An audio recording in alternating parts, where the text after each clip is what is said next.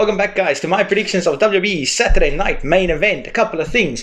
Is this a PLE? Is it a house show? Is it just a glorified... What is this really, WWE? We have no... Us as fans, we have no idea. Should we take this seriously as a PLE? Is it? I have honestly no idea. As of time of recording, there's 4 matches on this card. And WWE, why no women's matches on this card? Just something to put out there in the world. 0 women's matches on this card. The women's division is as stacked as it's ever been. They are so incredibly talented. Where's the women's division in this card? Okay, so let's get straight into it. Damian Priest versus Drew McIntyre. Are any of you out there watching right now as sick and tired of this rivalry as I am? I mean, I'm so over Drew McIntyre versus Damian Priest. This can go one of a couple of ways. Either Drew McIntyre wins and the rivalry is done because it's a steel cage, blow off, blah blah blah, all of those beautiful things. So that's one route WWE can go, or they can go Damian Priest, and we're not quite done yet, and we have one more match, maybe at SummerSlam. I'm so over this feud. It has been solid, but I think it's run its course. For that, I would love to say Damian Priest just ultimately puts the last nail in Damian Priest's coffin. Did I say Damian Priest put the... Drew McIntyre, just forgive me if I say crazy things. That Drew McIntyre puts the last nail in Damian Priest's coffin, wins. It's a steel cage, so that's the ultimate feud ender. So then the feud is done. But I think WWE wants to stretch this one more PLE, maybe two nights SummerSlam. So I think Damian Priest takes the W, and this could help still keep Drew strong because he can just escape the cage. He doesn't have to pin Drew, which is still keeping your guy strong. I would like to see Drew move up to bigger and better things, but I don't think that's happening anytime soon. But ultimately, my final prediction, Damian Priest taking the W, and this feud just continues until the end of time. Next, and by the way, this is in no specific order. Next, we've got the tag match, which is Bron Breakker, Seth Rollins with Paul Heyman, of course, versus CM Punk and Sami Zayn. So, interesting one this. Sami Zayn, he's been speaking about loyalty, all of that. Where does his loyalty lie? So, you debut a new faction for them to be kept strong. A la Nexus 2007, they were just never kept strong. And if they won in that SummerSlam match, they probably would have been spoken of a lot differently than they are today. Anyway, that's got nothing to do with this. You debut a new faction and you need to keep them strong. Bron Breakker and Seth Rollins absolutely needs to win. And my prediction is they win. But here's a couple of things that could potentially happen. 1. Sami Zayn is in the match to take the pin. Simple as that.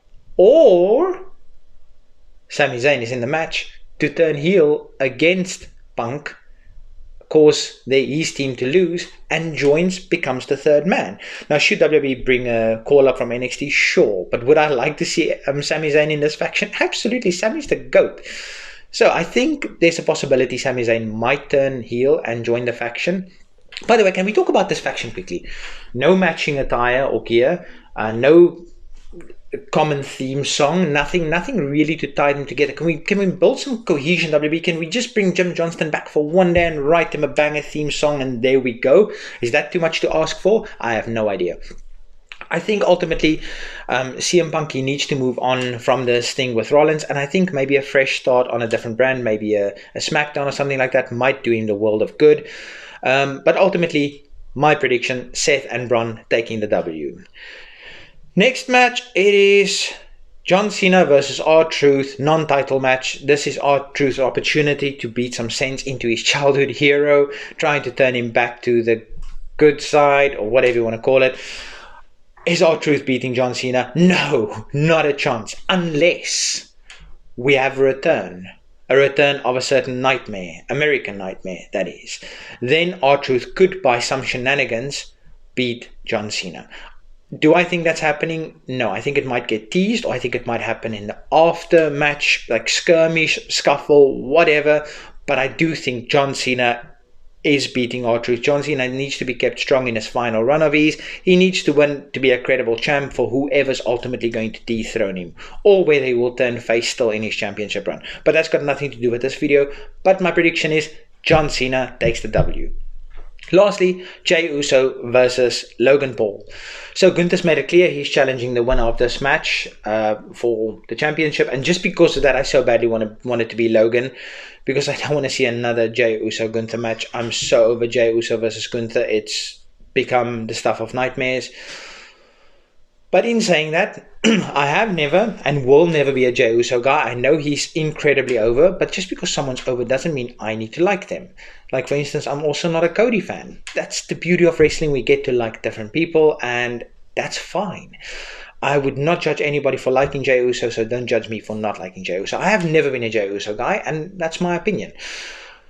But I think we might see Logan Paul ultimately eat the pin, simply because I think him as champion takes him out of a certain match type that I really want to see him in, and that is the Money in the Bank ladder match. I think Logan Paul will do some absolutely phenomenal things in that ladder match, and just for that reason, nothing else, because I really want to see this championship run end. I don't like Jey Uso. I don't want him to be champion. Good for him. I'm happy for him, but just not my favorite.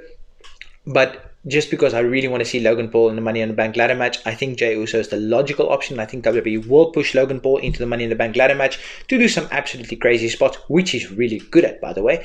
And then maybe Gunther makes an appearance after the match and beats down Jey. And then maybe we see a who's next? And Goldberg comes out and he spears Gunther out of his boots. That's all just a possibility, but ultimately my prediction is just very simple. Jey Uso retains. And there we go. That's my predictions. Let me know yours in the comment section. Until next time, peace.